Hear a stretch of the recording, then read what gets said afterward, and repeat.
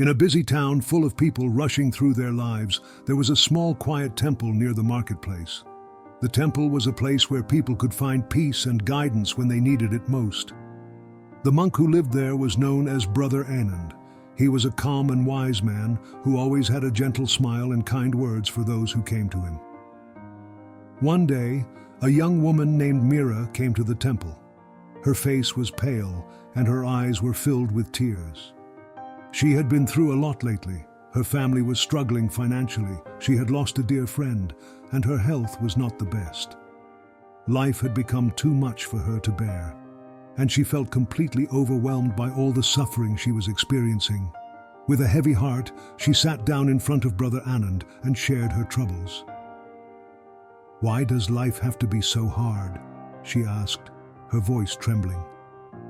"Why do we have to suffer so much? I don't understand why I'm going through all of this." Brother Anand listened patiently, his eyes filled with understanding and compassion. After Meera finished speaking, he gently said, "Let's take a walk together." They left the temple and walked through the narrow streets of the town.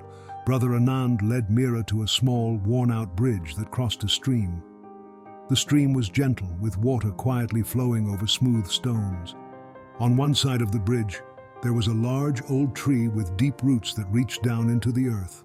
And on the other side, there was a patch of wildflowers, some in bloom and some with petals beginning to fall. Brother Anand stopped and pointed to the old tree. "Look at this tree, Meera," he said. "It has been here for many years, enduring many seasons. It has faced storms, droughts, and harsh winds, but it stands strong because its roots go deep into the ground. It has learned to bend with the wind and to find water even in the driest times." He then pointed to the flowers. "Now look at these flowers. They are beautiful, aren't they? But their beauty doesn't last forever. Some have already begun to wilt, and soon they will fall. Yet even in their short life, they bring joy and color to the world." Meera nodded, unsure of where this was going, but feeling a bit calmer as she looked at the serene scene around her.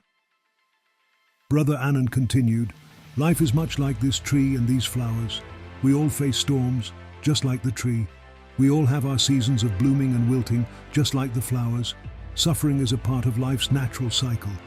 It helps us grow strong roots like the tree and appreciate the beauty of life, even when it is fleeting, like the flowers." Meera looked down at the stream, watching the water flow quietly beneath the bridge.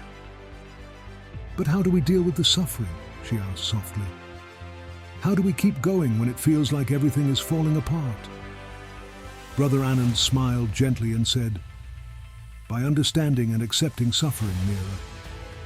Just as the tree accepts the storms and the flowers accept their short lives, we too must learn to accept the challenges life brings us.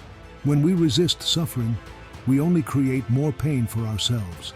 But when we accept it, we can find peace and strength within ourselves." He then picked up a small stone and tossed it into the stream. The water rippled out from where the stone landed, but soon enough, it became calm again. "Our minds are like this stream," he explained. "When suffering comes, it's like a stone dropping into our lives. It causes ripples, it disturbs our peace.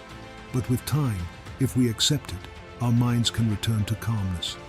We learn to let the suffering pass through us, like the water flows around the stone." Meera watched the water until it was still again.